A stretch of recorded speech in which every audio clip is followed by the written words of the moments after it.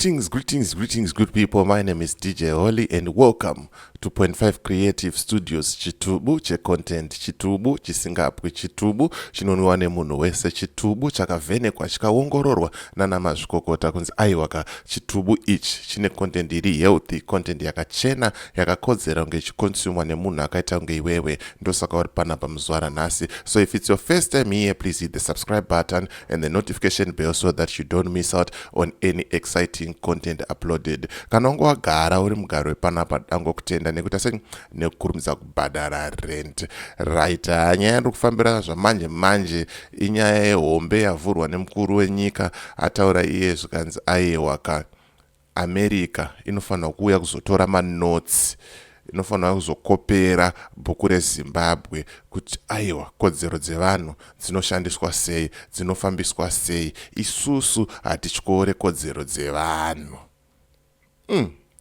One. Saka sezvo munoziva kuti panapa tinofamba nedingindira rekuti umbowo ndo hwatinofamba nawo, evidence. Tokuunzirai mozvionera mega, motaura mafungiro enyu, motaura maonero enyu, pasina kushorana, pasina kutukana, pasina kumarana handitika. Let's just keep it clean mucomment section omu handitika. Nati hey, vanhu vacho vanenge vachitoda. Saka ndisandapinda muaudio handinayo from studio 7, ndoda ngoti kana une business raunaro kushambadzirwa ndibate, namba dzangu ndo dziri pasapa. Kana une nyaya yaunayo yauda kuita sei kushambadzirwa futi, yauda kuripota, ndibate futi pasame number. Pastor vai Pastor Irene, pastor vanopomerwa kunzi vanoita zvemanjuzu vachirambanisa vanhu, ndakazovabata, ndichauya nevidhio ravo panapa ndichikuudzai kuti vati chii pamaonero avo pamhosva dzese dzavari sei dzavari kupomerwa. Saka regai tipinde munyaya yestudio 7 tinzwe kuti zviri kunzi chii nemukuru wenyika panapa. Ndikarega titeerere nyaya yacho toona kuti how far is too far. Mutungamiri wenyika vaEmerson Mnangagwa svondo rino vakashoropodza mashoko avanoti akataurwa nehurumende yeAmerica ekuti hurumende yavo inotyora kodzero dzevanhu. Vachitaura nebepanhau rebrick by brick vaMnangagwa vakati kana America ichida kuziva kunoteverwa utongo hwejekerere inofanirwa kuenda kuHarare ichinge ichipinda muZimbabwe kuti idzidze zvakawanda. Vakati munyika hamuna kutyorwa kwekodzero dzevanhu kungataurwa nezvako, vachiti hurumende yavo inobvumidza vemapato anopikisa munyika kuti akwikwidze uye kuumbwa kwavo zvinoratidza utongo hwejekerere. Asi vanopikisa pamwe nevanorwira kodzero dzevanhu vanongogaropomera hurumende kushandisa chisimba uye kumbunyikidza kodzero dzevanoipikisa kana kuishoropodza. Mukuzeya nezvenyaya iyi tabata muzvinafundo Riki Munyaradzi Mukonza, vanovenyanzvi mune zvematongerwo enyika vachidzidzisa paTswane University of Technology muSouth Africa. Right, tisati tapinda mucomment, tisati tapinda kunzwa kuti musharukwa vari kuti chii, unoti chii nemashoko aya. Isa comment mucomment section kuti hanzi kune kuzvitonga kuzere, hapana kodzero dzevanhu dziri kutyorwa. Ukada kufoma bato rako rinopikisa unofoma, wotaura zvaunoda pamadiro, woenda kuma-elections pasina kumbunyikidzwa. Unoti chii? Isa comment mucomment section utaure chii mafungiro ako, maonero ako. Maonero anosiyana, mafungiro anosiyana, ngatisatukanai, let's keep it clean, conversation ite sei ienderere kumberi. Rega tifambe pamberi tinzwe kuti aufa hapana Mr. Munya.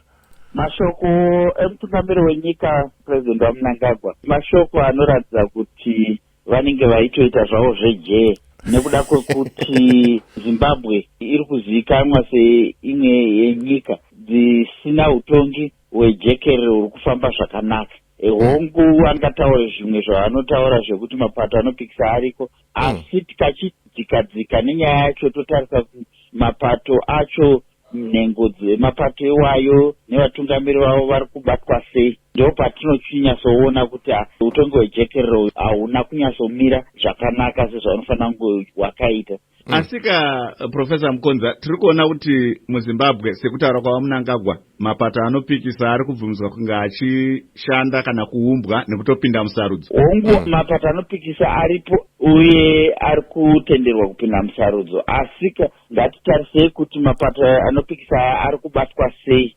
Havasi kubatwa zvakanaka zvinotarisirwa. kushandisirwa munyika inenge ine utongi hwejekerere. Vari kumbunyikidzwa, vamwe vanosungwa zvisina tsarukano, vamwe vanoshandisirwa makare edzimhosva kuti vashungurudzwe, vamwe ndevanotourayiwa chaiko. Tine mienzaniso yakawanda kumashure. Totarisa nyaya dzesarudzo, sarudzo dziri kuitwa hongu nenguva yadzinofanira kuitwa, asi gore negore pane zvichemo pamusoro pesarudzo idzodzi. Pane kufungidzira kwakakura kwekuti sarudzo hadzisi kufambiswa zvakanaka zvinoratidza zvido zvevanhu.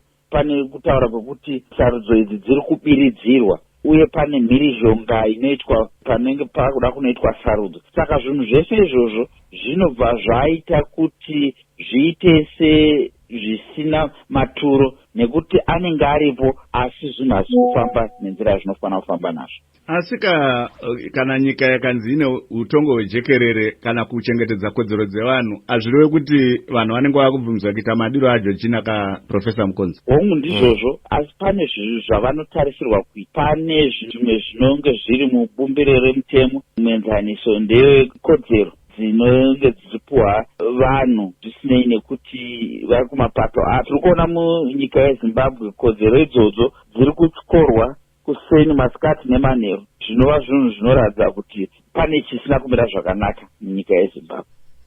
Vanga vari muzvinafundo Riki Munyaradzi Mukonza, vanove nyanzvi munyaya dzezvematongerwo enyika, vachidzidzisa paTshwane University of Technology, vari parunhare muSouth Africa neStudio 7. Right, ndofunga mangozvinzwirawo profesa vachitaura. Handina chekubvisa, handina chekuwedzera, but ndoda kuti ndikuratidzei video clip remukuru President ED Mnangagwa vachitaura kuti aiwaka isusu tinofollowa constitution yeZimbabwe, tinofollowa bhuku remutemo, handitika hatitechi zvekubhenda. Ndo clip handikukusiyai muchiona, handitika wosiya comment mucomment section wotaura kuti unofungei pamusoro pemashoko aya, unofungei nezvaita sei, nezvataurwa nemukuru, nezvataurwa naprofesa, handitika. So as for me, DJ Holly and the rest of the crew behind the scenes, tiri kuti it's bye for now. Rega ndikusiyei muchizvionera mega mukuru vachita sei vachitaura. Apa vanga vachitaura nyaya ye3rd term kuti aiwaka tinobvumira vanhu kuti varote, asi isusu tinotedza mutemo, constitution yedechi yenyika. So sarai muchinakiro. So we must be constitutional democracies like ours. Yeah. Still on that issue to do with presidential term limits, Your Excellency, there have been reports, people writing stories and so on, saying you are trying to seek for a 3rd term. Is that even crossing your mind? Well, I'm very happy that Zimbabweans are very imaginative. They can imagine about anything, which shows there's democracy in the country. You see? But we in the ZANU-PF are very democratic and we obey the constitution. There is not an iota of evidence where ZANU-PF or I as president has ever expressed the violation of our constitution. But to allow people to dream properly or widely, they will still wake up and they find things are working and the constitution unchanged.